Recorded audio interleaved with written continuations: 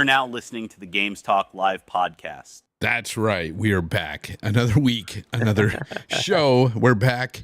We're going to be talking about, we got quite a bit of topics tonight, but first we're going to, just catch up with each other here. Hargeet, how have you been this past week? Been good. Yeah. A little busy, but yeah, been good.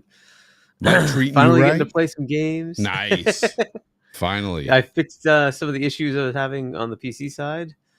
So I finally got to start Shattered Space. So I'm playing that now. Oh, so did they fix it or did you have to fix it? No. So what I found is it's just the last issue. It's like the Microsoft account that you can have a number of devices that are authorized. So I went and removed a whole bunch of old devices, and that suddenly seemed to let it be happy. And this was to actually play Call of Duty, which wasn't authorizing. And I'm like, what the heck is it? So I fixed that, and I'm like, I wonder if Shattered Space will work now. And I turn it on, and it's like, yes, it figured it out. It works. It's crazy because I had a bit of an issue with Black Ops 6 because I canceled my Game Pass, but I have until the 11th. So I had Black Ops 6 there. So I go, let me try it, play the campaign. I go to boot it up, and it immediately crashes at startup. And it kept doing it over and over. And I was like, what is going on? So I look it up, and there's a thread on it on Reddit, and they're like, the Game Pass version of the game is like crashing a lot. You have to download, you have to uninstall, download each different thing in a certain sequence. And I'm like, what? So I did, and it ended up working somewhat because it still crashes on startup from time to time, but it let me in the game and I got to enjoy it. So we'll talk about Black Ops 6. But for me, I had an experience today that I've never had before, and wow, was it scary for me. Have you ever had an MRI? Yes. Okay. So, they put you on that little gurney and they shove you into a tube essentially, and that thing is right here above your face. Well, I'm a claustrophobic person. So in any kind of tight places, I panic. I had no idea what was going to happen. I didn't know. I knew I was going to be put into a machine, but not that freaking close. So when they shoved me in there, oh man, I wanted to panic so hard. My breathing got labored. I was like, I started to panic in my head and freak out, and I just closed my eyes, and I was like, just let this be over with quickly. And it was like 20 freaking minutes in that damn tube. Yeah. I felt like I was in my coffin. Like, it was crazy. Oh my gosh. Biff says he gets MRIs all the time. Brother, I don't envy you. If you have claustrophobia like me, geez, I don't know how you do it. I don't think I could do it again. Like, it was all like unexpected for me the first time, but if I know going into it, oh, that's what has to be done, I probably won't do it again. I got through it, and I didn't panic out loud, but internally, I was freaking dying.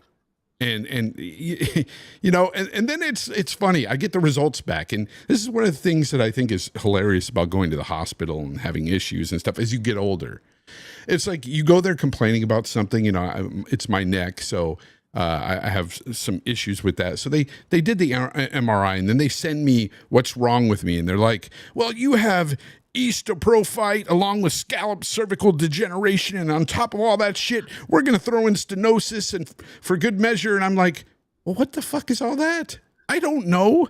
So I'm over here Googling everything. Oh, what is this? What is this? And of course I find out it's bad. It's not good. I've got some serious issues in my neck. And I'm like, okay. So I talked to the doctor, and it's like, it seems like the older you get, the less they want to really help you. Like when you're younger, they'll rebuild your damn freaking neck. But as you get older, they're just like, you just got a screwed up neck. You're just going to have to deal with it. You're almost 50 years old. Like, come on, you've lived your life. And I'm like, no, fix it. But it's just one of those things, man. Sucks getting old. So there's that. Yep. Anyways, let's talk about, let's get into our first gaming topic. It's always geriatric hour around here with me. Black Ops 6, let's get into that. Okay. So they had a pretty successful launch, Hargeet. Yes, they did. Yeah, Hargeet, do you have any of this statistic there for us about Black Ops 6 by chance? I saw some floating around, and I forgot to get them down. But anyways, I'm playing it. It's the biggest launch, right? It's they say, yeah. It's their biggest Xbox, sorry, a Game Pass sub increase.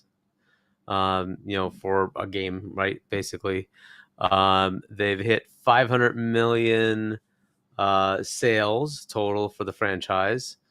What else? They had it's the number one in total players, hours played, and total matches for the weekend. So yeah, it's one of their biggest. No, it is their biggest launch period. So yeah, it's smashing records. It was 60% more sales from last year on Steam and PlayStation. So even there, it's doing well.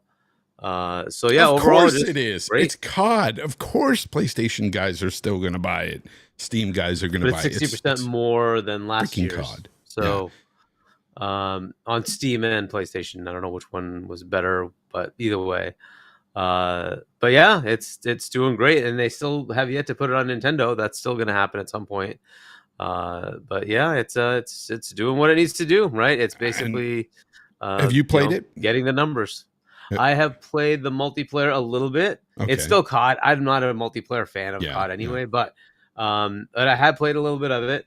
So I mean, it's good. It's fine. It's COD. It's COD. I'd rather play the campaign.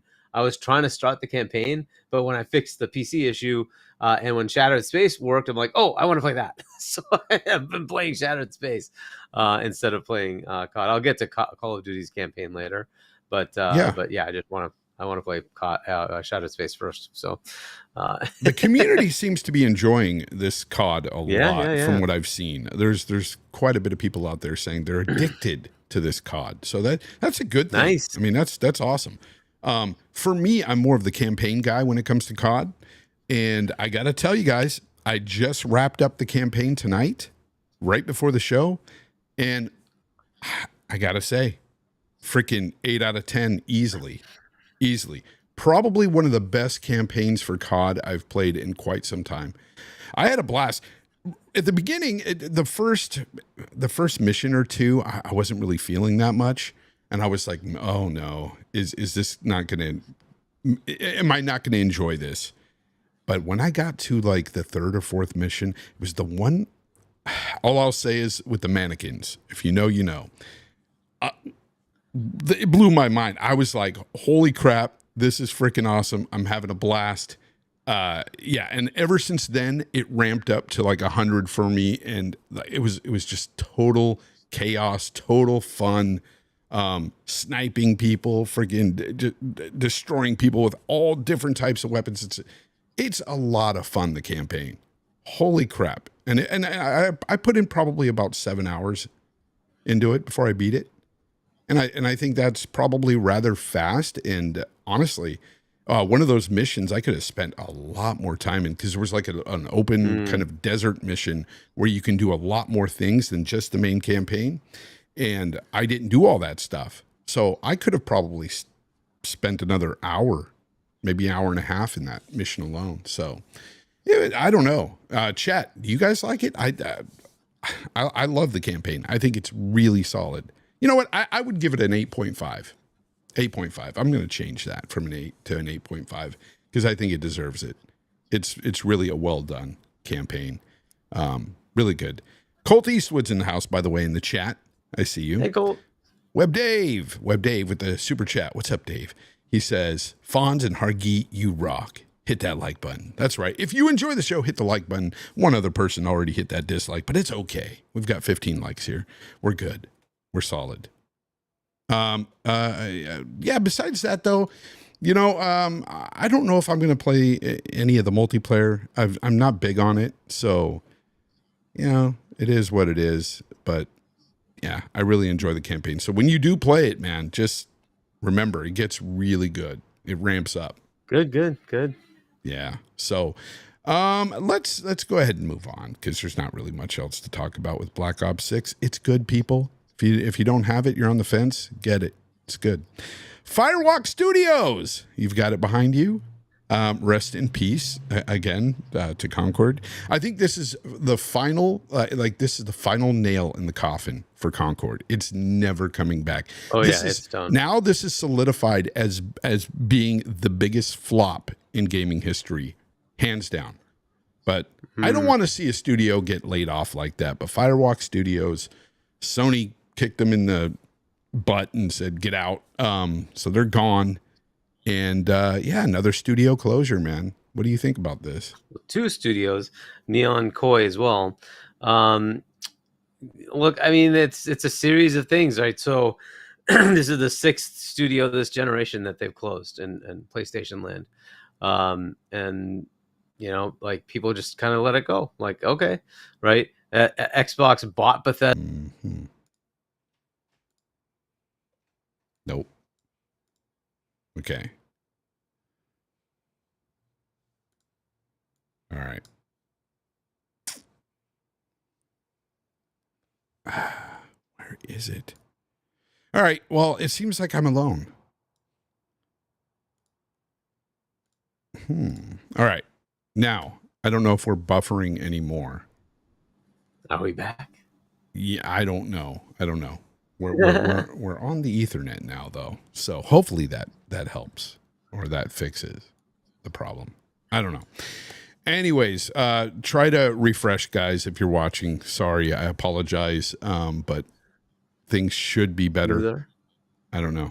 Biff Rinaldi said we're smoother, so let's just hope for that. My bad. Okay, back. Gosh. All right, cool. Yeah. Anyways, guys. So what were you saying about? So I was just going into like their roadmap, their studio closures. Look, I would still be expecting more. I don't know how well Fair Games will be received. Let's say it does okay. I don't even know if that's good enough, right? Because that's another one they put a lot of money into. So what happens to that studio? Media Molecule, I don't know if they sustain long enough. We'll see, right? Neon Koi was supposed to be their mobile studio, and they've stopped that now, I guess. What are they planning to do in the mobile arena? They're not going to expand into mobile at all. Their roadmap looks pretty bad. They need to make some changes. Now, part of their announcement was they need to consider what they bring to other platforms. That does signal something. You kind of have to read between the lines there. They already are starting with Lego Horizon. They're going to day and date that to Switch. If that works, you should just expect other games are going to kind of come over to Switch too, right? So would there be stuff to Xbox? I wouldn't be surprised. They need to recoup. This thing cost them $500 million that they have to come up with. It's right? crazy. It's just total gone, right? 400 to make it, and then at least something to market it, right? So, how do you just take that? And then Neon Koi, I don't know how much they invested in that. They were trying to make a AAA mobile game. What the hell is a AAA mobile game? Why would you even a AAA mobile game? Well, I don't know. And you would have to make it multiplayer on mobile, right? You would have to make a game to where you can sell a lot of microtransactions as well. And to make it lucrative anyway, nobody's going to spend $40-50 on a mobile game. How does that even work? I don't know what lessons they learned, but they just do not seem to learn the ones that are obvious. So they keep going down these weird paths, and it's can't you just see the ones that hit and what happens and how do they get there? The idea of spending hundreds of millions of dollars on a game that you don't know is going to work, that just doesn't really make a lot of sense. And look, I think basically this is coming from the top. I don't think Herman wanted this. He thought this was their most important IP. He thought this was going to be their Star Wars thing. This is from Colin, right? Yeah. This is supposed to be their Star Wars IP. If that's what he thought, I don't think Herman's the one who wanted to do this. I think this is coming from the top. They're like, yeah, I don't care. You wasted $500 million. I'm not spending one more dime. Just shut this shit down. And no, I don't blame them, because they got to look at the bottom line and say, just how much of our money are you going to keep taking? your profit margins have been dwindling. We want that back to where it was before. Fix this, right? You've been wasting all this money. What am I getting for that? And their live service thing, they have one winner, and that's Helldivers 2. And even that, they decided to screw it up. But hey, it's still doing well. Thank God they got one. But everything else is just Albert G. I don't think Gears Pop was ever advertised as a AAA mobile game. Get out of here. I don't think that's ever been. No. And also he says that it's only been reported that Concord cost $200 million, and it's just hearsay about the $400 million from extra Colin. $200 million. But here's the problem. Well, at the end of the day, even if it was $200 million, guys, that's $200 freaking million that was wasted. Plus marketing. Destroyed, plus marketing. You're looking at probably $300 million right there if you're throwing in the marketing. You got to remember, marketing is very expensive. So when Colin was talking about that $400 million, that was including marketing and stuff, I'm sure, and it's expensive. No, he was talking about it just raw cost was $400 million, because part of it was before they were acquired. They spent $200 million, and then after acquisition, they spent another $200. Like, oh my God. Even if it's around $300 million, that's a lot. That's a lot. But like, he seemed to be very confident in his source, so I'll give it credence. Let's say it's 40% accurate, whatever, right? So somewhere between 200, 300 to 500 million, in that range.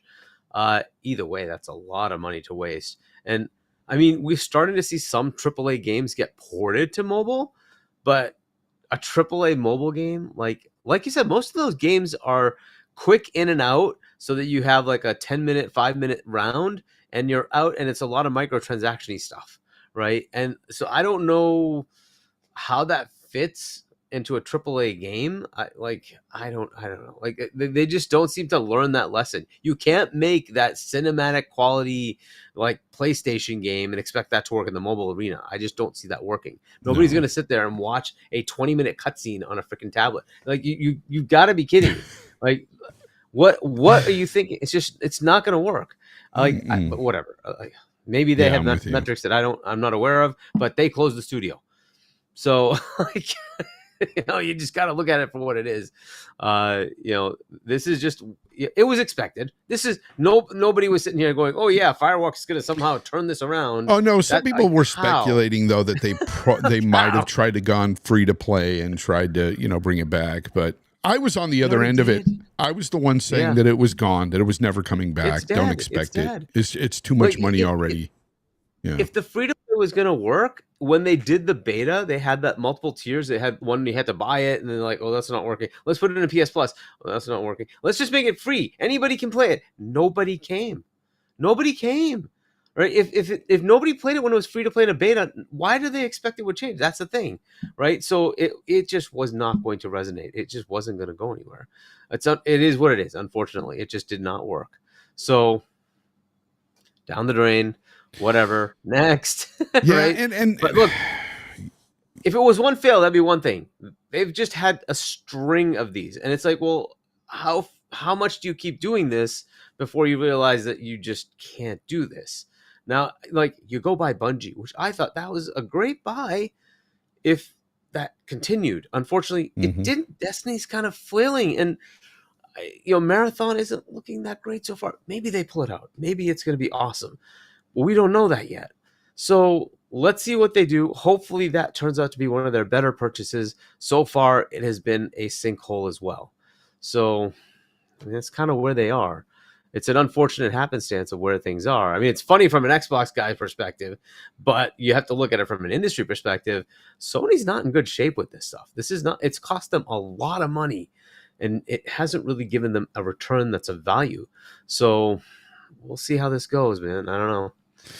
Yeah, I don't know either, but I want to give a shout out to Red Wolf. Thank you for the $10 super chat, Red Wolf, with a bunch of emojis on there. I can't really tell what they are. You got some emojis on there, but man, you didn't need to do that, brother. I appreciate you. Good to see you here tonight. Yeah, so I'm just checking the stream out. Yeah, it seems to be running okay on my end. I don't know. Again, my bad. for having it on Wi-Fi. Don't know why. I did not remember to do that. And by the way, Albert G in the chat, it doesn't really matter whose fault it was, whether it was Herman's or freaking, what you call it? What's his name? The guy who left. Jim Ryan. Jim, even if it's all Jim's problems, they're still having to deal with all that. And it's a lot of money being lost. And despite the fact that you say it's the most profitable generation, it doesn't negate the losses at all. It still hurts. Still hurts their wallet at the end of the day, and it's not good. I don't know why you would even bring that up and say, well, they're still making profit. Like, okay, and water is wet. Well, look, the fact remains they're still losing money. Is making profits too, but the finance guys are coming in saying it's not enough. Exactly. Okay, that's the way it is, right? Yeah. Like they have to meet the targets that they're being set to. Like that's the way it is. Right. So what Hiroki's looking for as the operating officer, he's like, I want this and you're coming in here. That's it. Like, go tell them, like, whatever. What are we supposed to do about it? Hiroki's setting the targets and they're not meeting the targets. And let's not forget that Herman was the guy that said that, Concorde was going to be their Star Wars. I mean, he said that, not Jim. Yeah. So he was also on board with Concorde. So apparently management isn't all gravy over there at Sony as well. And it's not like, I'm not trying to pick on Sony at all. I'm just saying that this is a situation where it's not good either way you look at it. It sucks. Yeah. They're losing. And it sucks to see a team get axed like that, a whole studio gone. And I just have a feeling there's going to be more. There's going to be more. Of course. And I see more in the future for other companies, including Xbox and stuff. It is what it is, man. Hopefully these developers get things right and start making good quality games that people want to buy. That's the real issue. COD is one of those games. It really surprised me. Not that I was thinking it was going to be bad. COD's always going to sell no matter what, but I didn't know that this thing was going to be as successful as it was, or as it is. I thought it would be, because I think Game Pass was going to help COD, which it did. Yeah. Right. So more people played it than ever before.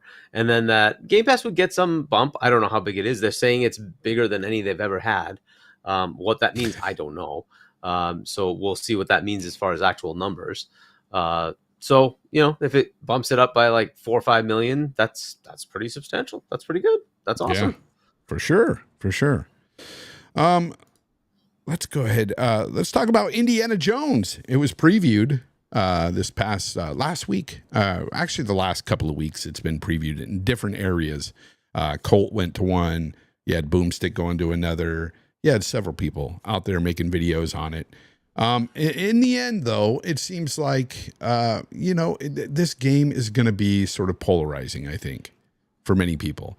There's going to be that hardcore nostalgic, I love Indiana Jones. I'm going to like this game because I grew up with Indiana Jones.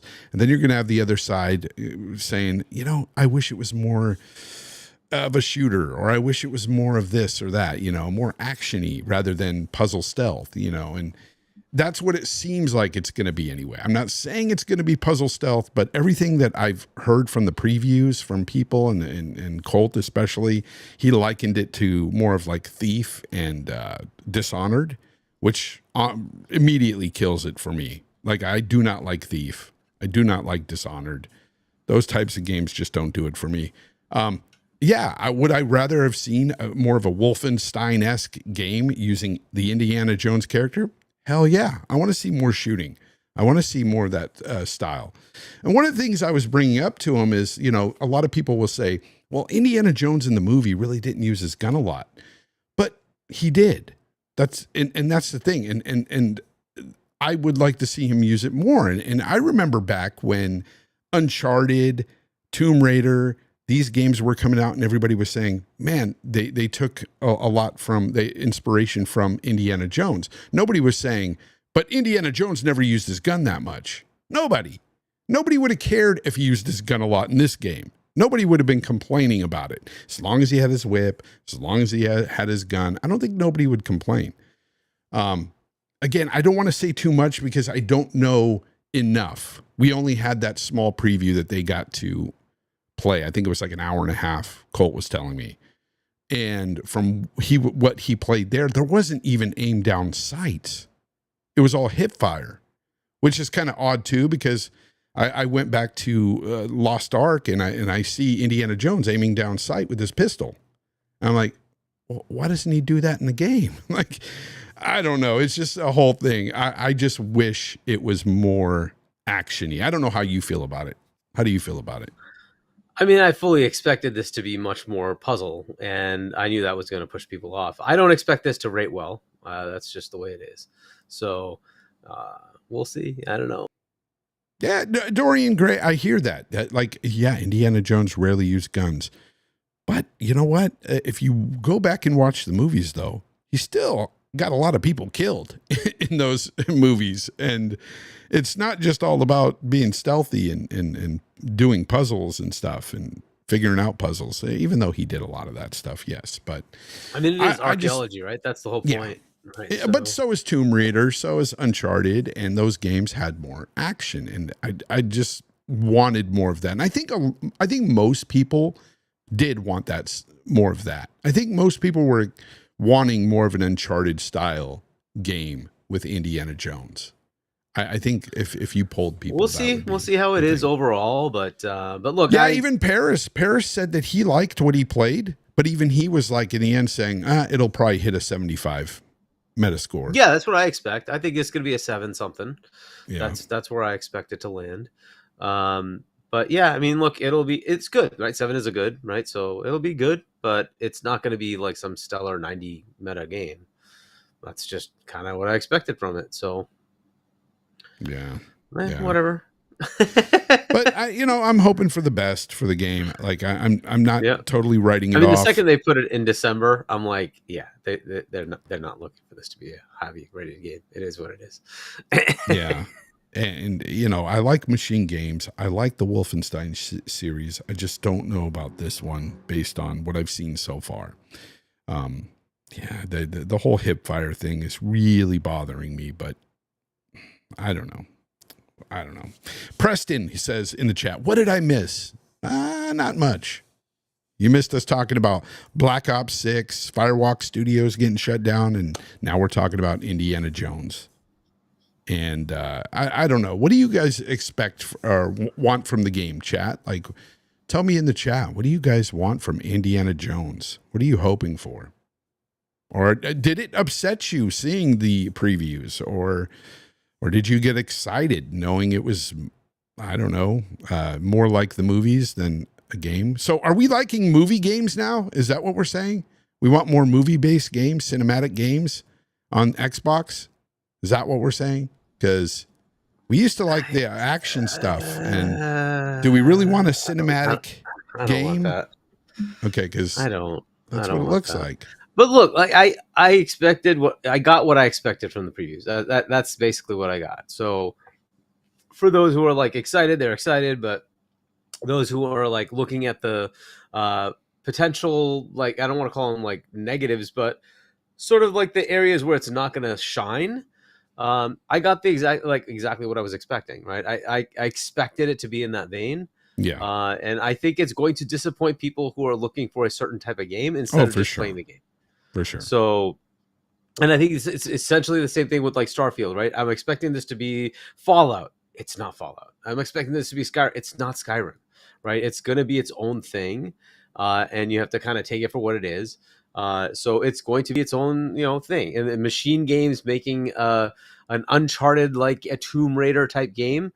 Well, just, it is going to be different. It's not going to be like those games. It's just not. So you'll get what you get. Right. So for me, I don't care. It's in Game Pass. I'll play it. It doesn't matter to me. Right. So I'm good. Yeah. I guess if you look at it that way, it's just for me, especially, wanting to buy the games now, I have to pick and choose which ones. Why do you want to buy the games? Because just Game Pass, dude. It's so cheap. Why? Because I have issues with Game Pass right now. It's not worth it for me. and It's 20 also bucks for 3 months. also I 27 seem bucks to for 3 I months. seem to have a lot of problems, as well as other people do, with the PC side of Game Pass. It seems like the PC games Well, just there's don't. that. Oh, I wonder if you're running into the same thing. I wonder if you're running into the same like issue with the Well, the number Black of Ops, devices. the other one for the Starfield, it could, who knows, it could be for that. But Black Ops 6 Yeah, thing yeah, was yeah. another thing altogether. But yeah, that's the problem I have most with Game Pass is I ran into that problem with Flintlock as well. It ran worse on Game Pass than it did with the Steam version. There was just like, and then I go to the forums and everybody says, yeah, Game Pass version of the game suck. You got to buy the Steam versions. And I'm like, that sucks. Like, why don't they fix that? Why don't they update them when they update the Steam games? Why?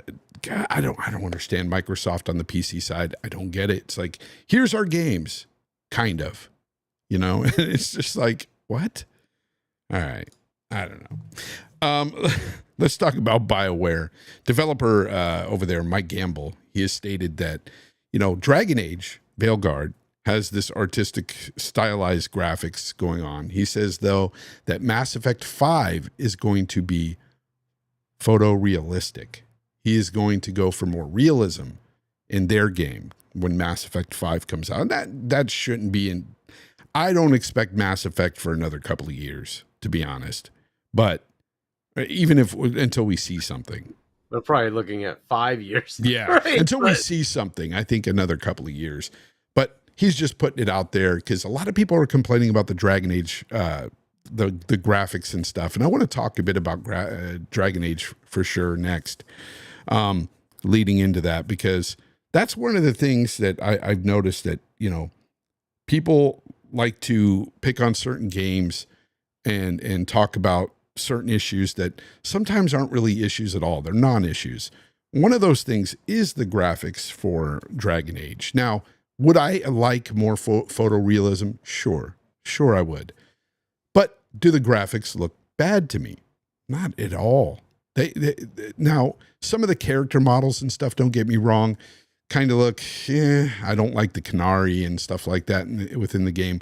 But the overall look, the aesthetic, the foliage, the level designs, the way the people look, the characters running around, the animations, the hair physics, probably some of the best hair physics I've seen in a game. It's really good. And I watched that Alex video from Digital Foundry, and I was blown away by some of the graphics in that game, especially on PC, because they finally released a game in 2024, Hargeet, that runs well on PC. It's highly optimized. And I was like, Nice. Holy crap, they did it. They actually put a game out that's optimized. And then you've got the other stuff where people are complaining about the woke stuff and things within the game that they don't align with their ideologies and stuff. And it's like, can you get past that if the game is fun? And a lot of people say no. A lot of people are like, I'm not playing it because they've got them going on in this, game. And it's just like, that's pretty much in almost every game these days. And whether or not you like it, that's a whole discussion altogether. But I think you're going to be running out of games to play if that is your criteria for not playing a game. That, it may inject something in there, some ideology that you may not agree with.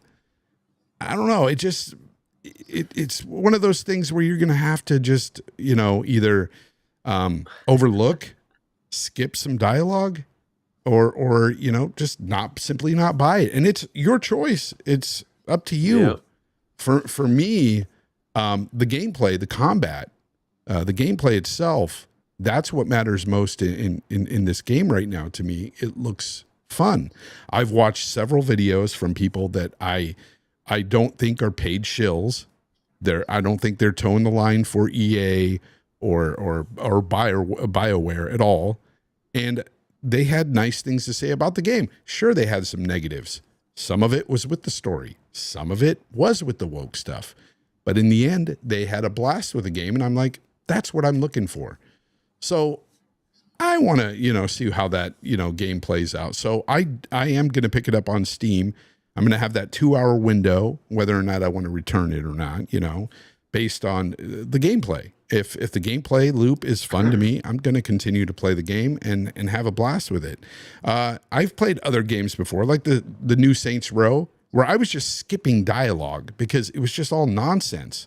But the game itself, there was some fun to be had there. It wasn't the greatest thing, but there was definitely some fun to be had. So I don't know. How do you feel about this, Hargeet? Have you seen some of the stuff going around? Yeah, Dragon Age look, Veilguard? all of those are fair things. If it doesn't work for you, it doesn't work for you. That's it, right? The whole point of consumerism is you consume what you want to. If it's not for you, you don't like it, fair enough, don't consume it. That's basically it, right? Vote with your wallet. If you don't like it, fine, don't buy it.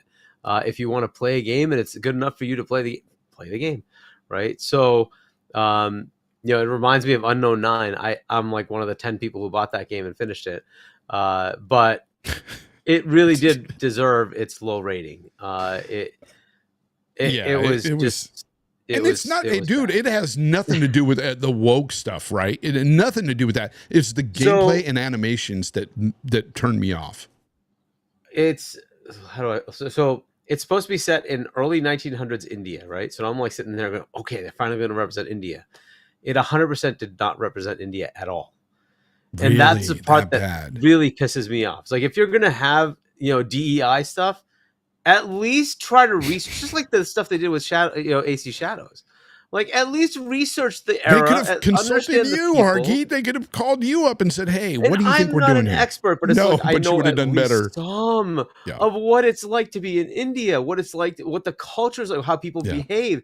And like, you did none of those things. I'm like, this is it's just so disappointing. Like, it's made by some, was it here or was it Canada, something like that, some studio here in Canada. It's like, guys, like, seriously, like, this is what I will give respect to Sony. When they made Ghost of Tsushima, they sent those developers to Japan for like a year and said, you're going to immerse yourself in Japanese culture. You're going to talk to historians in Japan. We're not going to release a Japanese game that doesn't respect Japan. Right? They did the right things. That's why that game did not have the controversy, because they picked up all the little nuances. And that's what you got to do. You have to understand what you're making. And I was so disappointed in that. Do you know, I heard speaking of AC Shadows, I heard from someone that they're not really doing anything to the game. They're just putting it on the back burner and sitting on it and waiting for everything to cool down. And hope it like that is exactly what I heard. I heard they're not changing a goddamn thing. And I heard this from somebody who knows people at Ubisoft. I'm telling you, it's just they're waiting for all the, the craziness to die down, and then they'll release the game. Calm down. Yep. Yeah. Well, we'll see what happens. Look, as far as Veilguard, look, it's a fantasy setting. Can there be weird shit? Of course there can be. It's not set in like a real world situation, right? So if this was a depiction of 1960s, Europe, then yes, I'd say fine, be pissed off. It's a fantasy world. And here's the thing: I've seen, like, shut up, bro. I've seen some of the dialogue, and it is pretty bad. There's some scenes that is just like, really, that's horrible. Like they're using like new terminology, way back. It doesn't work. However, as I was telling Colt, we were talking about it, and I said, you know what? I would just immediately skip that scene. As soon as that stuff was coming on the screen, I just skip. Where's the gameplay? Jump into the game. Yeah. I don't some care, people won't. And you know what? It's fair. Like, the only way to relay that to development studios is, hey, I'm not going to buy your thing. Yeah, that's it. That's the way you go, right? Too. So like, if there are people who are like, hey, I support it, great. If you like it, and you just want to play the game, and you're like, I'll skip those scenes, fine, whatever. And for those who are like, nope, I will not support this, fine. That's just the way it is, right? And look, it's having an effect.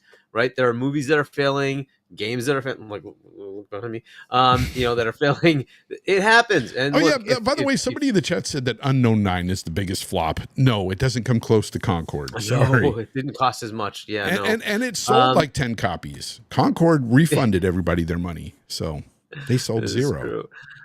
But yeah, so like, I don't have anything else to really add because of that. It's just Yeah. it's going to be a cultural thing, and some people will not accept it. It is what it is, right? And Well, a lot if of you people are want to be afraid, like, agnostic, well, the thing be is like agnostic. I've watched other podcasts and people dance around the whole woke thing and ideologies and stuff. I don't have a problem talking about. We're all adults here.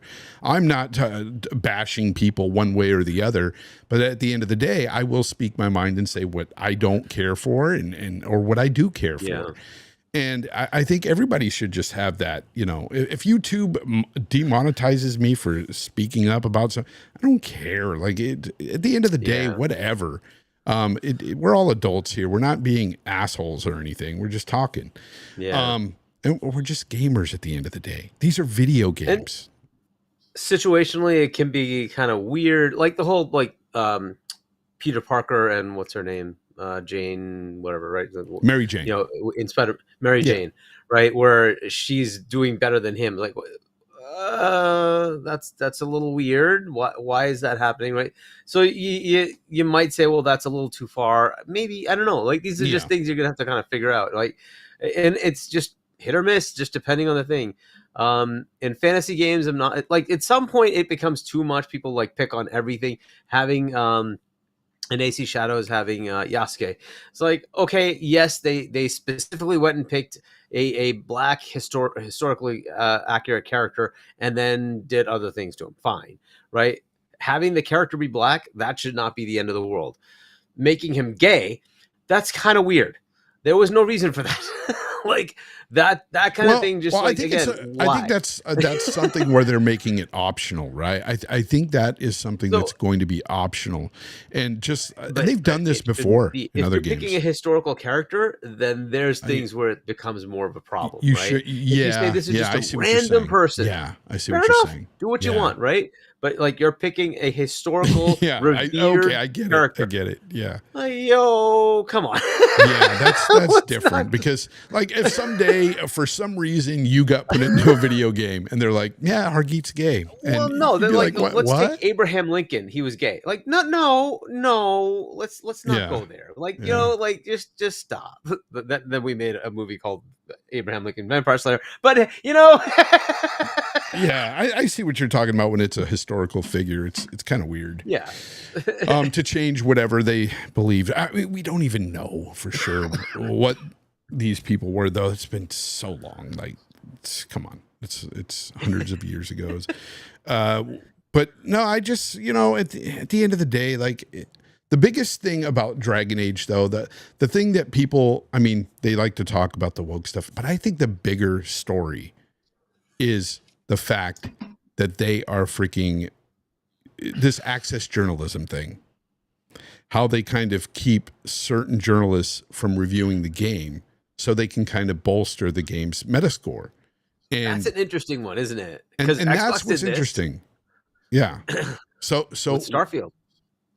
So now they kept it from certain people that were they weren't bashing it at all, but after the preview, they kind of said, I'm not feeling too good about this or that. And I think one of those guys was Fextra Life. I think he has a YouTube channel on here. I'm not familiar with a lot of his stuff because I don't really watch this gentleman, but I just know that he's kind of a big YouTuber, and he thought he was getting a code, and they ended up just ghosting him, completely ghosting him.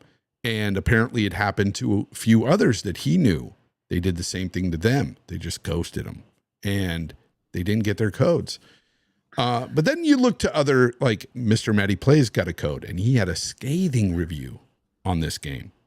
And he's getting like heat for it. But at the end of the day, one thing what people have to realize is when these journalists or not even journalists, these content creators make a video, a review of a game, despite how they freaking go one way or the other, if it's a good review or a bad review, it's still their opinion at the end of the day.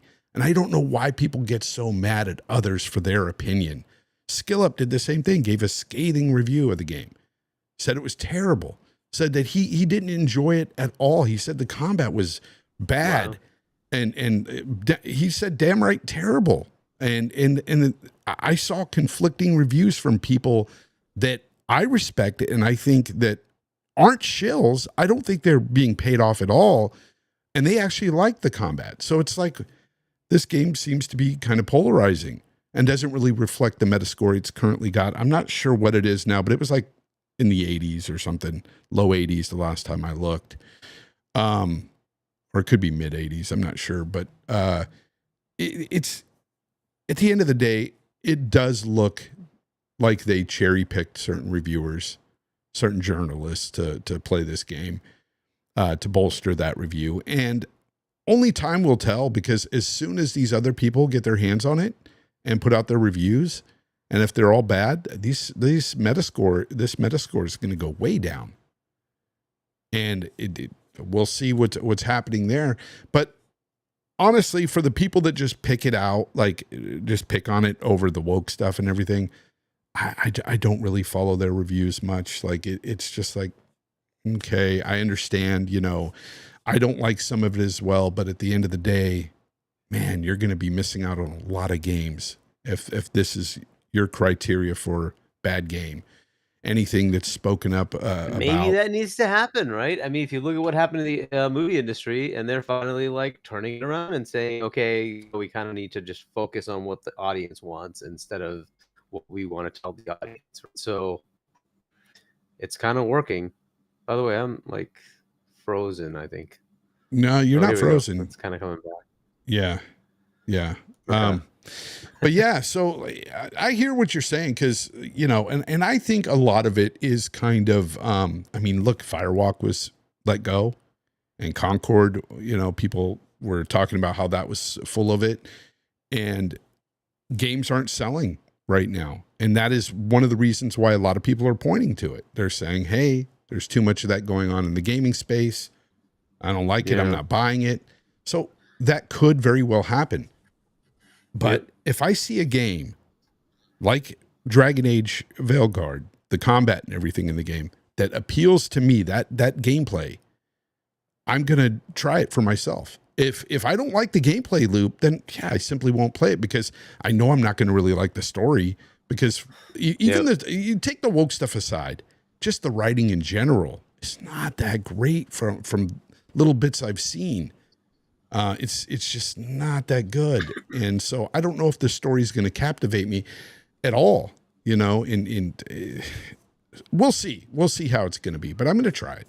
So look, for those who don't want to pay full price, you have two options. You can wait for it to come to Game Pass, or you can go subscribe to EA Play Pro, and it's available there. I think it's $17 a month. You can get that for a month. Try it out, right? And if you don't like it, drop the subscription. If you like it, hey, heck, you can buy it, right? But for sure, it's one way to go, to not pay the full $70-ish or whatever. Even on discount, it's probably like $50-something, right, on PC. But yeah, I don't know. Chat, does the game look good to you guys? Maybe I should put up a poll if you guys are gonna get this game or not. And did you say something that you were expecting it to go to Game Pass or something later on? 100% it's coming to Game Pass, of course. It's an EA game. Game Pass has EA, so it just won't be there immediately. True. It'll have it 6 months, 9 months later. It'll be in Game Pass. Yeah. I didn't even think about that. But so you could be right. But again, I'm going to get it on Steam, so that way I can return it if I don't like it, because that's just the way it's going to be. It's all about me at the end of the day, right? It's all about you when it comes to these games. So, like, people are like, exactly. Skill Up said it's terrible. Skill Up said it's no good. It's like, but what do you think? Oh, well, I trust him. It's like, try it for yourself. Like, if it's a game that you were even thinking about buying, just try it yourself. Return it if you don't like it, if you have that option. I know Xbox, they used to have great returns. I don't know if they do anymore for games. Yeah, you still have it. It's the same. I think it's the same return policy as Steam, maybe a little bit better, but yeah. Yeah. So, just go ahead and freaking, just return it if you don't like it, but try it. If it's a game that you were interested in, and just because one guy or two guys online say it's no good, It's weird. Like, I don't know. I'm not letting others talk for me when it comes to games. It's not cool. Yeah, so I don't know. We'll see where it ends up. I do have a suspicion that once the rest of the journalists and content creators get their hands on it, the score is going to go down, I'm pretty sure, because there's a lot of people that previewed it and didn't like it and didn't get a code. So we'll see what happens. It's going to go down by probably 10 points, right? It's currently like a mid-low 80s. It could. So, yeah, it'll probably go down to a mid-low 70s. And then you get such the polar opposite, though. You've also got some people out there. There's one guy, what was his name? I think it's like Mortimer, or I forgot it. I'm sorry. He's a big YouTuber. He's got like almost 400,000 subs, and all he does is play RPGs, and he 100%s them and reviews them, and he loved the game. He absolutely loved it. Now, he did say that he didn't care for the story, and he wasn't in it for the story at all, but he said the gameplay, awesome. He had a great time with it. And that was another thing, too, that was a polar opposite. He was saying that the combat gets better and better as you progress, whereas SkillUp was saying it's the same. From the first time you fight to the last time you fight, it's the same. And I'm like, well, how can it be the same when you can open up so many different trees and talents and abilities and stuff? It's like, well, it's not the same. And he said, well, you'll just be spamming these two buttons. You spam the same buttons on every freaking game. Like, I don't know how people out there play their games, but dude, you end up finding the 3 or 4 combos you like in a game, and you end up spamming that the whole game. I did the same thing for Hogwarts. Everybody loved Hogwarts. This game reminds me a lot of Hogwarts awesome. With the combat, with the way it looks anyway. I don't know with the way it feels. I'm going to try it, but yeah. A lot of people like SkillUp's reviews. Yeah, I don't think they're bad reviews. I don't think SkillUp's a bad person. It's his opinion. Don't let his opinion sway you if, you're on the fence about buying the game. Try it yourself. Especially if you can return it, That's a big plus. If you're on PlayStation, yeah, I don't know about that because you're not going to be able to return it at all. They do not return. There's also just potentials of some people don't like Baldur's Gate 3, right? I got bored as hell in that game, but it was game of the year, right? So look, it just depends. Some people love these, some people don't. It is what it is, right? And it may be that, SkillUp didn't like the game. It's just not for him, right? Like it is what it is, right? I don't know. Like we'll have to just see. We'll see what. By the way, that guy, thank you, Soy Tech, he said Mortismal is his name. That's the YouTuber, Mortismal. Yeah, he loved it. Cult Classic Cage says, the fact that people have to do their research like they are investigating a murder in itself is sad.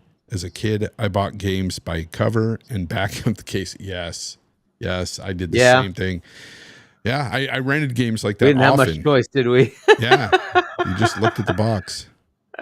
Yeah, go ahead. Drops, you got the link, man. Come in. I want to get your thoughts on this topic real quick on the access journalism, because I think that is definitely the bigger story than all the woke stuff and everything people are complaining about. It's the fact that they're bolstering review scores, and a lot of people are. I can't blame them, but it is what it is. It is kind of cheesy, but. Ultimately, it's all about business. But you see in the chat, there's people that like SkillUp and stuff and trust him and really put a lot of faith into his reviews, like so many others. And it's like, a lot of people do buy or not buy games depending on their favorite reviewers, and that is a big thing today.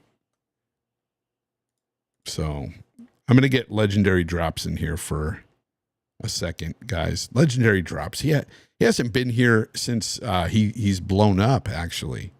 It's been a long time. There he is. Let me get you over here. There he is. Right. The man. I can't hear you, Legendary. You might have to change your mic. It's a whole thing. You might have to change your mic several times to get the right one. Your cam's a little different. Sorry. But man, his camera's looking good. I don't know, guys. Let me talk about legendary drops while he's trying to get this set up. But this man, I freaking was looking around one day trying to find people to get on my show many moons ago. There you go. And I came across his channel, and he was doing his little podcast with Mark, his buddy. And I was like, I hit him up in the comments. I was like, you guys are really good. And I'm gonna get some water while you're filleting me. There was nobody watching him. And I'm like, you're freaking talented, man. What's going on with this tiny little channel here? He might have had a couple of hundred people. I'm not sure. But I told this guy, I said, look, behind the scenes, I said, you have the ability to blow up on YouTube. You have what it takes, bro. You have that it factor. I'm telling you. And he made, I told him, make more videos and stuff. He made more videos, and he freaking is at almost 200,000 subs in less than a year. And what are you at right now? 190 something, 180 something? Like 198. Probably 200K. I don't know. Maybe tomorrow's upload. Dude, it's so impressive. I'm proud of you, brother. Like, seriously, like, I knew you had it in you though, man. Right away. I said, this guy's got it. So yeah. Hey, you know what, Fonz? I always say you were the push I needed. I appreciate that. Yeah, I appreciate that. I needed. But yeah, you know, I have this thing where I could tell other people like, man, you're doing good. Do this, do that. And here I am. I don't even do that shit. No, you don't. You need to be making videos. I don't know why you don't. I should make more videos. I should. I know everybody tells me make videos. Take your own advice, man. Yeah. So, legendary drops. Welcome. Welcome. Ian, my friend. We're talking about the access journalism with Dragon Age, Veilguard. Mm-hmm. Yep. What do you have to say about this, man? I've been deep in the rabbit hole today, bud. Yeah, I've been deep in the rabbit hole today. So for a lot of the people that are kind of debating this stuff back and forth, this is the one thing that I'm going to say. Think about it like this.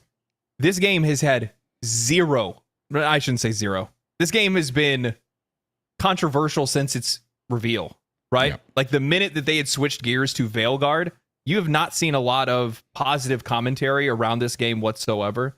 And it's really odd. And I can't think of any other examples of games where players had basically already written something off entirely, and then it came out and completely subverted everybody's expectations. And I'll be honest with you, when it comes to EA specifically, BioWare it's not BioWare. Let's be real. Like it's a completely different team, different direction, different directors, all that kind of stuff. And my expectations were already low to begin with. You go and you watch some of the older trailers, you look back and see how bad they got ratioed on YouTube. People didn't really like any of that stuff. So for this game to come out to like such high praise doesn't really make a lot of sense. Like it's just not what you would expect to see. And I think that, you know, a lot of people are like, oh, well, I've seen a lot of people talking about like Skill Up. And the thing is, like with Skill Up's review, like he very accurately describes exactly what everybody thought this game was going to be. Well, here's the thing though. For me, okay, when I look at the combat and stuff, it looks interesting to me. It looks fun. So I'm going to try it. I'm going to get it on Steam. So I have that 2-hour window. If I don't like the gameplay loop, because I already know that the story, some of the dialogue I've seen is pretty cheesy. Not very good. But keep in mind, this Dragon Age, they had said before this one came out, I think it was after the first trailer, and then they had released a song, that they had said this is going to be the darkest Dragon Age in the franchise. This is their opinion of dark. Yeah, I don't know about that. It's no. But it does. Yeah. When I look at the combat, I do see some fun in that. So I want to try it for myself. If I don't like it, of course, like I said, I can return it. But if I don't know how you can get past that fucking UI, man. No. But the UI is it's not too different than a lot of other games that we played. I mean, yeah, on cell phones. Doesn't Hogwarts have a similar UI? Does Hogwarts have no? Are you sure? I don't know. Maybe I'm not. I don't remember. Yeah, but no, it That game looks, came out a year ago. Do you think I'm supposed to remember what that game looks like? Yes, you should replay it again. Yeah. Tomorrow. Yeah. But no, I just I find it odd that they did or not odd, but I find it's messed up that they did freaking like keep codes away from certain people that were talking a little negatively on the game, and they weren't totally bashing it, but No. they saw what was coming and they were like, now let's just keep it from them and let's get this Metascore up. And I'm sure other companies have done the same for years. Hargeet said Microsoft did it with Starfield. Yeah. Oh, I guarantee they did. Of course. Yeah. Why wouldn't they? Because they knew what they said in the Starfield Direct was definitely not what that game was once it was in your hands. Yeah. I don't know, man. It's just. But okay, so one of the things that I'll say is this: is that for all intents and purposes, I do think that this is access journalism, 100%, without a doubt. Everything lines up for it. This game's name has been drugged alongside Suicide Squad Kills the Justice League. It's been drugged alongside Concord. It's been drugged alongside a lot of the other games. It was expected to be the cherry on the cake of failures for this year for a lot of people. And there's no way that EA couldn't have seen that. This is a studio that's in recovery, that has franchises that are some of the biggest franchises that the studio owns, outside of The Sims and their sports games. And, well, they don't even really own Star Wars, so you can't even really count that either. Need for Speed, right? So, like, these games mean a lot. These IPs mean a lot. They need them to be profitable again. They need that studio doing what it used to do, bringing in a lot of money and prestige. And in that, I think they wanted to try to give it the most beneficial launch possible. And why I think that this is all a PR move, and why they did it this way, or not why they did it this way, but why I think this is all part of like a PR strategy, is because just a couple weeks before, or like I think a month before all this happened, didn't they also announce that they were removing Denuvo from the game? Yeah. So quick PR win to try to get the gamers on your side. Then you make sure to put the game in the hands of people that are going to be specifically with creators. You're going to try to make sure you give it to creators that are going to be positive about the game. Their review scores don't really matter because, let's be real, critical reviews don't exist anymore. Most legacy media in gaming is an echo chamber. You never see games get anything lower than a 7 unless it's the day before. So they don't really have to worry about anything there. And they know, by the way, that legacy media is swirling the drain. They know that review scores don't really mean that much anymore, not as much as they used to. They know players are going to buy games off of streamers, buy games off of content creators and YouTubers. So they focus their attention there, and they don't have to have. The crazy thing is that probably in their eyes, and most likely even in like magazine eyes, like IGN and them, they probably don't see withholding codes from streamers and YouTubers as access journalism. They just see as streamers and YouTubers, if we give you our stuff, well, that's just promotion. We can choose whoever we have promote our game, right? So they're not looking at this from the same perspective of morality as likely the customers will. Yeah, but what would explain them giving it to like Skill Up, Mr. Matty Plays? And well, actually, here's the funny thing. I've talked to some of the creator. The video that's actually going to go up tomorrow is actually on this topic, by the way. Nice. I talked to some of the people that had actually gone to the event. Ralph was not the one that went to hands-on. It was Austin that went to the hands-on, and Austin loved the game, or he had very positive reviews. So then EA's like, oh, okay. Skill Up's going to really like it, right? And then they go and give them the code, and they don't know that it's, like they think Austin's going to be the one to do the review, but likely in this case, since it's a big high-profile release, it's never Austin that does the high-profile releases. It's always Ralph that does it. So then Ralph gets his hands on the game and goes, woof. That's crazy. But I know, there's a lot of backlash with Mr. Matty Plays giving it a scathing review, but it's like, dude, it's his opinion at the end of the day. Like, here's the thing. Go watch Matty's preview where he said he went to the event. He was high on the game. So yeah, I would guarantee that they were like, oh, and he probably didn't think that like some of the things that irritated him a little bit during the preview would really last. And also, have you been to one of those events before? No. You are not critically playing the game. You're not in the mode for it. You're in a room with a bunch of other people. You guys are socializing. You're having fun. You're playing video games. You're shaking hands with the developers and stuff. You're not in the like, okay, I'm sitting in my room alone, lights off, playing the game, trying to figure out whether I like it or not. How do I want to deliver this content to an audience? That's when you actually really get to figure out whether you like the game or not. And think about it. They're playing a vertical slice, so they're not even getting a lot of context on what the game is going to be until they actually can sit down and get with it. And I guarantee if you only got to play the game for an hour or two at an event, I don't know how long they actually got to play. I should have asked, but it's you only get to play you only get to play the game for a couple hours or something like that. You sit down with a game, like initially the dialogue and character interactions probably aren't going to bother you too much. You go and you sit down and play it for 60 hours. Yeah, and I know people that go to those things and they say it's like that, and they give you that vertical slice. They might give you a good section of the game that's really hot, really fun, and that's all you're going to see. And so when the rest of the game comes out, you might be highly disappointed. You just don't know. But they're trying to put their best foot forward all the time in those things. That's for sure. And also they're whining and dining you, and it's just all happy-go-lucky. Yeah, you did it with Warframe, right? I did it with Warframe. Yeah. I got a couple other games that I'm going to be doing with pretty soon here too. Nice. Crazy enough for how much shit I talk, they still want me to come. They still want me to come play their games. Well, you actually like Warframe, and you don't. Yeah, well, that's the funny thing. I get a lot of invites from game studios that know their game is good. Gotcha. Yeah, that know that like I likely won't have a lot of room to be able to criticize their game. Yeah. You know what I mean? That makes sense. But you know what's the saddest part about all this is the fact that a lot of people look to BioWare as if they're still the same old BioWare. But those people are all gone. The founders left in 2012. They're gone.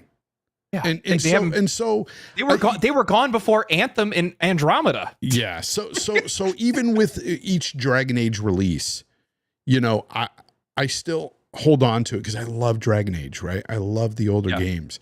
And this one's coming out and I got to try it for myself. Just like Mass Effect, man. Even though Andromeda happened with Mass Effect 5, I'm still going to try Mass Effect 5. I want to see them get a W, but do I think they will?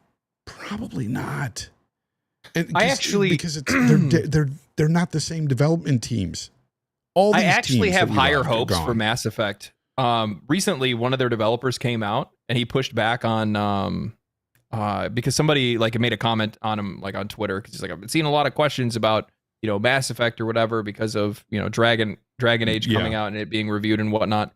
And people are like, please don't Pixar Mass Effect like you guys did. Oh yeah. Dragon Age. You guys see that? Yeah, and he's like, as long as I'm in charge of this game, it's going to be photorealistic. He says, there's a specific nuance that you have to give with these sci-fi games. And I think that and the funny thing is, if you go back and you read the way he said it, that sounds like somebody that was once told that he did need to make the game look like Dragon Age: The Veilguard. Oh. When you read the way that he says it, it's like, wait a minute, this sounds like a guy that was told hey, maybe you should try to do it like this team did, and he says no. And if that's the case, if this ends up being a director that knows how to put their foot down, that's huge. That's a big deal. That's a really big deal. And I've talked about this in the past, and I think that it becomes more true by the day. People need to stop following franchises, stop following companies, stop following studios, publishers, whatever else. You need to follow the leadership that are on the projects of games that you love. If there is a director for a game that has made a couple games that you've enjoyed, they are likely going to have the ability to continue to lead the same way they did on future projects. And one of the things I had a lot of people that were in my chat and other previous live streams and stuff that wanted to push back because they didn't like the identity or the beliefs of the director, Corinne Bush, for the different Dragon ideologies, Age, right? Yeah. Differences in ideologies and whatnot like that. Social politics more than anything else, right? And I pushed back and I said, you can only judge somebody based on the works that they've done in the past. So let's take a look. And then I went online and I searched to see what projects Corinne had worked on in the past. She comes from The Sims. I see The Sims all over this game. all over this game. The artwork, the change in tone, the audience that it's being aimed at, all of it. I can see that kind of background and philosophy in game design bleeding over into this project. And that's why I was never really interested in to begin with. And the minute that I saw that, I was like, oh, this makes sense. This all makes sense. I can see you can't help but bring that kind of baggage with you. When you have not worked on RPGs and all of your work experience is on The Sims. Yeah. You're going to bring some of that with you. Yeah. Yeah. It's just, it's for me, it's sad because, man, I loved old BioWare.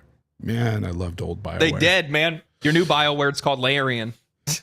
Yeah, no, Larian. I was telling Colt about that the other day. For me, the biggest studios right now is like Larian, CD Projekt Red. I'm pretty high on Saber right now. They seem like they got their heads on straight. I really liked Warhammer 40K. Yeah, I thought for me, Space Marine 2 was just okay, but I don't play the multiplayer part of it, so there's that. I just played. So you don't like Gears of War? No, I like Gears of War, but I usually play that solo too. Oh. Always been that guy. Boring. Yeah. When I put thousands of hours into Destiny, I played a lot of it solo. That's weird. Yeah, that's what people say, but I enjoyed it. That's weird. But here's the thing, though. I did raid and stuff with people. That's the only time I would like playing with friends. I got another line. This is actually going to be in the video tomorrow. This will get your brain thinking. So I realize that there's going to be a lot of people that are going to probably say something along the lines of, well, maybe they didn't give out the review codes and it was an accident. Right? From my perspective, then that means that if that's the case, then that means that the consumer being informed was not a priority. Okay? Which doesn't make a lot of sense for a game that is really good and that you're not nervous about how people are going to receive it. The reason why I say that is because with previous games, use Baldur's Gate 3 as an example, they were giving codes out for that thing. They didn't give a shit who you were. Oh, you have a YouTube channel with 3,000 viewers? I don't care. Here you go. Have a code. Like, they wanted to make sure that game was in front of as many eyes as possible, because when you have a good game that you're sitting on, you will try to make sure that everybody can get a hold of that game. You're not worried about who's going to make a video on it. Yeah, that was in early access for a long time, though. They still gave out review copies, though, full review copies of the game. Gotcha. I got one. But yeah, it was in. And I already had. I even told Larry, and I'm like, I already own it. They're like, yeah, but you can't access it unless we give you this code. And but there's a reason why that game was so good too. Not taking anything away from Larian, but also the community actually that was playing early access helped shape that game as well. Well, yeah, because they understood exactly what the audience wanted. The problem is with AAA, with a lot of the AAA big budget games that we've seen over the last few years, like, people are going to push back on me for saying something like this. If you have $400 million to put on deck to put out a game, I think that within the first couple of years of that game being developed, and that you're going to spend that kind of money, put that fucking game in early access. Like, make sure that the audiences actually want this thing before you actually sink $400 million into it. Have them help you make the game that they actually want to play, so then you can make money off the game once you're done developing it.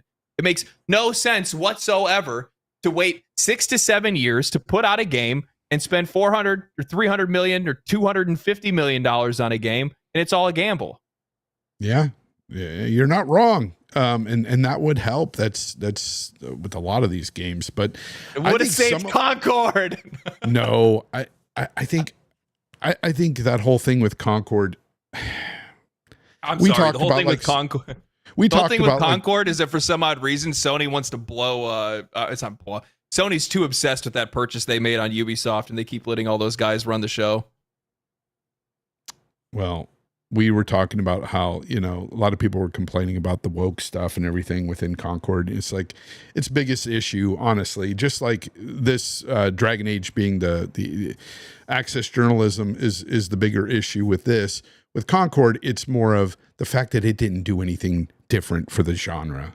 That's the problem with Concord. It was just another, game in that genre that just, came out and did nothing new. And that was a big problem for a lot of people. Yeah. No, I don't. I think that the identity politics of that game's like downfall had like probably the least to do with the entire thing. Well, partially, like I think that it has something to do with the culture of the studio, because like a lot of the discussions that came out afterwards, a lot of toxic positivity within the studio. Yeah. Nobody wanted to judge anybody else. Your artwork looks great. That combat looks great. This is going to be great. Like no real criticism within the studio. There's no, one of the things as I've been interviewing a lot of developers lately, one of the things that I've noticed is, in a common thread, is that there's like no arguments happening in the workplace anymore. Like no differences of opinions that are getting screamed out or anything like that. They're too scared.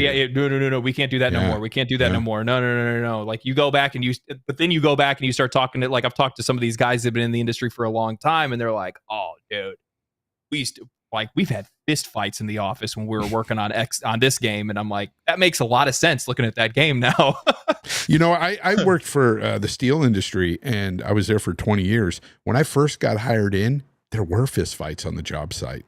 There were things going down all the time. But boy, how that changed in the last, I would say, decade. Work got done, though. Work got done. Yeah. They'd get popped in the mouth, and then they end up, doing right. Well, it's after like, that. I brought this up, and I can't remember what video it was. I don't think it was my last one. I think it was like a couple weeks ago or something like that. I was talking about how, specifically when it comes to workplace. Oh, it's the Ubisoft video. Now I think about it. The one where I did the interviews with the Ubisoft developers. Yeah. And they were talking about like a culture of toxic positivity and how HR departments are kind of running the show and whatnot. And I brought up in it, I'm like, I worked for a construction company that worked around hazardous, like a lot of hazardous chemicals and gases and things like that. One of them being H2S, another one of them, another one being a part of a completely different process.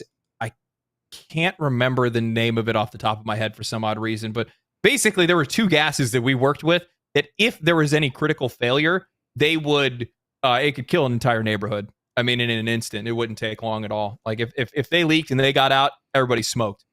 And the company that I worked for was they were far less worried about injuries and illnesses and things like that, and far more worried about anything that had to do with HR issues.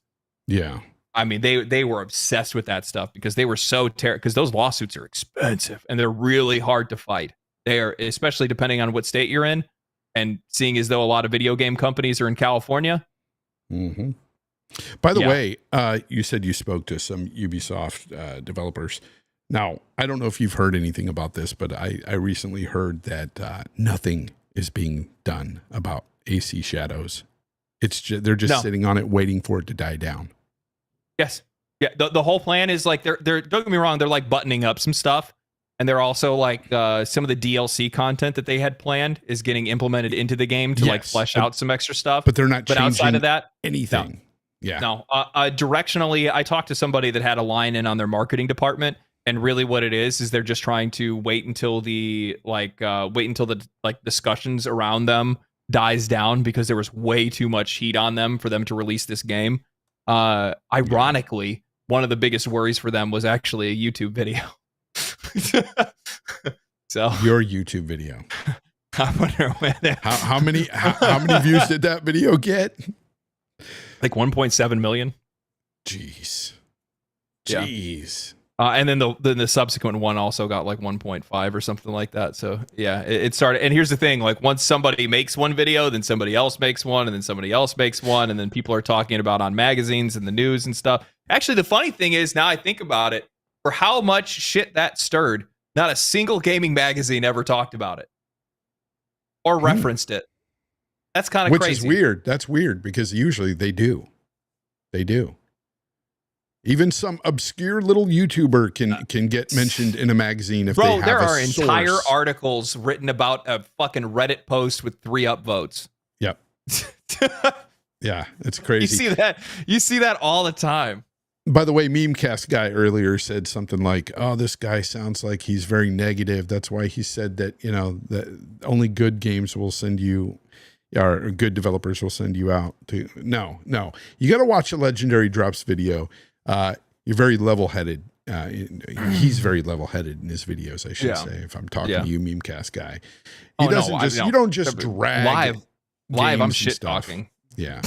Well, live, we're all shit talking live. It's all just whatever off the top of our head. I mean, like I'm definitely not a negative guy. I mean, you go and you look. I have like reviews on games that I've really enjoyed. I have I have like a multi-series review on Warframe. I have one on Path of Exile. I did videos on tons of videos on Baldur's Gate 3. I did tons of videos on Pal World. I really enjoyed that when it came out. Helldivers, Space Marine 2.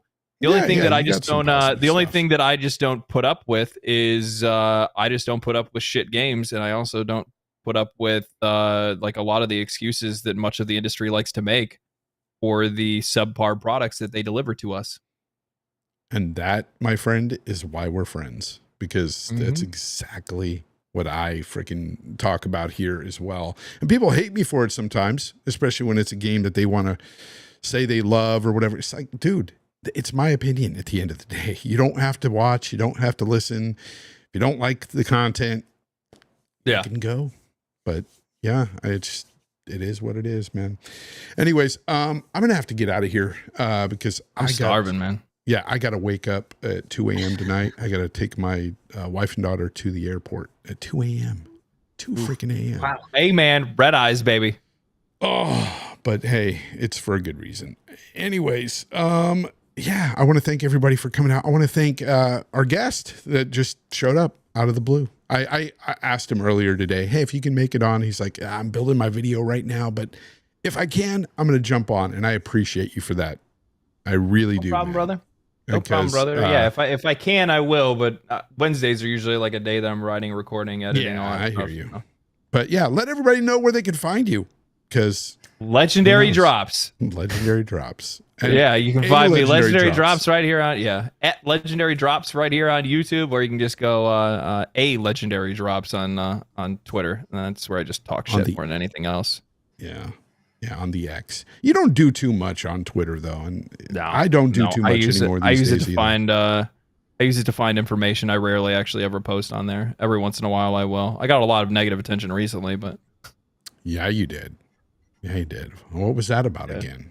Because it was just it was just because I made a post where I was like, "You fucking idiots! Or not Ubisoft, BioWare. Like, you guys actually thought this shit would work in today's climate? Are you out of your mind?" Oh, yeah.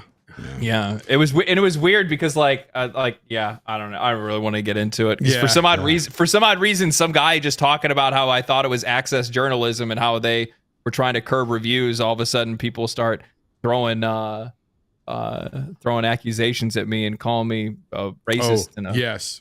I'm like, I what saw is that. And I was like, what? You know what the funny thing is? I didn't even know where that was even coming from until like later, and then all of a sudden I saw like all the like social political commentary around the game, and I'm like, bro, I didn't even know about any of that shit. Yeah, people just drop their own conclusions based on some little thing you have to say and they'll pull it totally out of context and just make up their own mind about you, and it's just really weird. But that's social media for you, though. That is social media, unfortunately. It's wild, especially Twitter. Yeah, Twitter is the worst. It's a cesspool. Yeah. It's freaking horrid. But you know what? You'll post a picture of your cat, and they'll be like, "I didn't know you were a Nazi." It's like, exactly. I hope Indiana Jones shoots your cat. No. Whoa, that's bad. Hargeet, let everybody know where they can find you and that sweet book, Emergence. He wrote a book, guys. Emergence. Yeah. Yeah. So if you want to subscribe to my channel, it's Hargeet Shiny 1. I have nowhere near Legendary Drops number of subscribers. If you want to pick up my sci-fi novel Emergence, shop.shiny.us. It'll point you over to the Barnes & Noble and Amazons and all that. Check it out. And next, happy Halloween. Tomorrow's Halloween. That's right. Happy Halloween, everybody. And then Friday, I'll be on with Doodle and C Money on Point for Gamers. That's at 8 p.m. U.S. Eastern Time. Check that out. Sure, we'll have a lot of fun with the news of this week. Sure will. I want to thank everybody for coming out tonight in the live chat. Everybody listening after. Thank you for listening on demand. And yeah, until next week, folks, have fun with Dragon Age Veilguard. Hopefully. Or I'm wait for Steam reviews first. Please. Well, wait for me Even to if you tell don't have Steam. Even if you don't have Steam, just sign up for an account and go read the reviews first. That's what I tell people to do. Yeah. Well, I'll be playing it tomorrow, and I'll see how it is, and I'll let you know. All right. Until next week. Game on.